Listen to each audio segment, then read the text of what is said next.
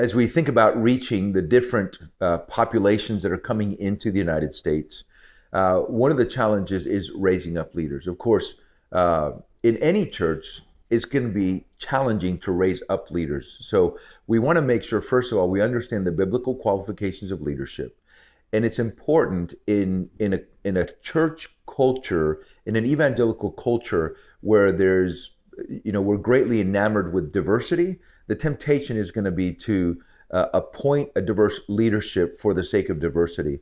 And the Bible does not allow us to do that. So it's important that we understand the qualifications of biblical leadership, the biblical qualifications for leadership, and raise up godly men, create cultures of discipleship in our churches, and see and recognize those men that are being faithful. They're above reproach in their personal life and their doctrinal life.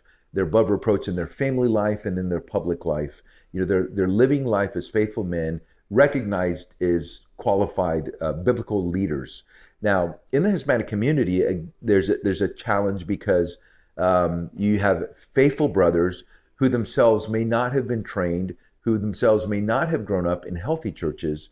And so it's important for us to try to encourage brothers around us. If, as a pastor of a local church, if you have resources and you can bless other churches and other ministries, if you can give yourself to identifying some brothers in the Hispanic community that are faithful brothers, they may be bivocational, they may be working 3 jobs, but also have the full-time responsibility of shepherding a congregation.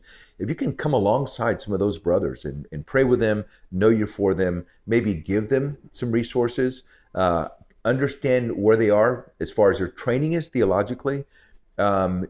We as churches, English-speaking churches in the United States, in North America, can be of a great help to the brothers that are around us that are really fighting the battle to stay faithful, but don't have the resources we might have.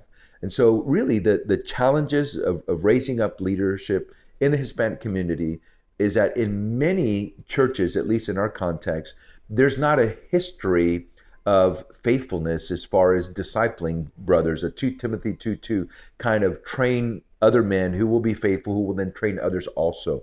So that history is not yet established. So we have to begin establishing that 2 Timothy 2:2 kind of pattern for a lifelong gospel legacy. And so, again, the challenge is the language. If we don't speak the language, it's going to be difficult for us to bring brothers alongside. And in some contexts, these brothers may not have to learn English as well.